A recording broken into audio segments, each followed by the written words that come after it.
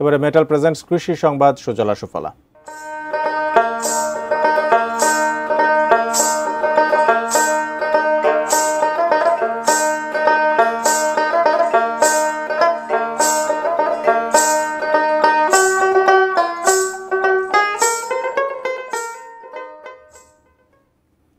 চাঁপাইনবাবগঞ্জে আম উৎপাদনের সরকারি পরিসংখ্যান নিয়ে চলছে বিতর্ক।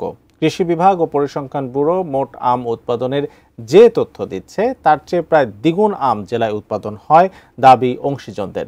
তারা বলছেন, সারা দেশের সঠিক পরিসংখ্যান তুলে ধরা হলে বিশ্বে আম উৎপাদনে বাংলাদেশ সপ্তম থেকে উঠে আসবে তৃতীয় অবস্থানে।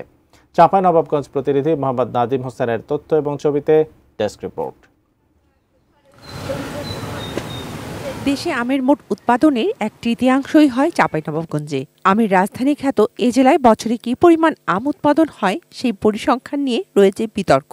কৃষি বিভাগ ও পরিসংখ্যান ব্যুরো আলাদাভাবে যে তথ্য দেয় তা বরাবরই প্রত্যাখ্যান করে আসছেন আম উৎপাদনকারীরা। তারা বলছেন, তারা যে তথ্য দেয় তা অনেক কম। এক হেক্টরে কিন্তু প্রায় 42 থেকে 45 টন আম উৎপাদন হয়। অ্যাভারেজ যদি করেন তাহলে আমাদের অ্যাভারেজে কিন্তু 18-20 টন আম উৎপাদন হয় এই জেলায়, কিন্তু সেটা আমাদের কোনোভাবেই 10 টনের উপরে দেখানো হয় না। সঠিক পরিসংখ্যান গভর্নমেন্টের কাছে না যাওয়ার কারণে পলিসি লেভেলে সরকার কিন্তু সঠিকভাবে সিদ্ধান্ত নিতে পারে না যে আমাদের আমের আসলে উৎপাদন কতটুকু।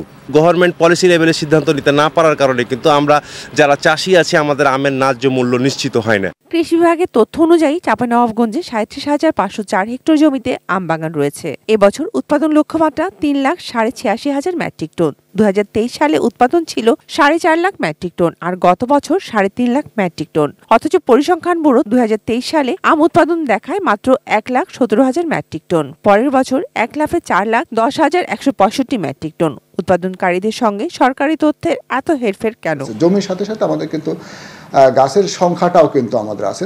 তা আমরা কিন্তু যখন ক্যালকুলেশন যখন করতেছি সেখানে কিন্তু আমরা কিন্তু এই গাছের বয়স এবং জাত ভেদ করেই কিন্তু আমরা এটা হের করি। তবে আমরা খুশি যদি এর চেয়ে যদি বেশি ফলন হয়, আমরা হয়তো এবারে যখন প্রচুরান্ত হারভেস্ট হবে ফলন যখন আমরা ক্যালকুলেশন করব তখন হয়তো এটা এক্সিড করতেও পারে, সেটা আমাদের জন্য ভালো খবর। চলতি বছর থেকে পুঙ্খানুপুঙ্খ হিসাব রাখা হবে বলে জানান কৃষি দপ্তরের কর্মকর্তারা। বলছেন, উৎপাদন বেশি হলে কৃষকদের পাশাপাশি খুশি হবে কৃষি বিভাগও। Shakil Aziz, desk report, ATN news.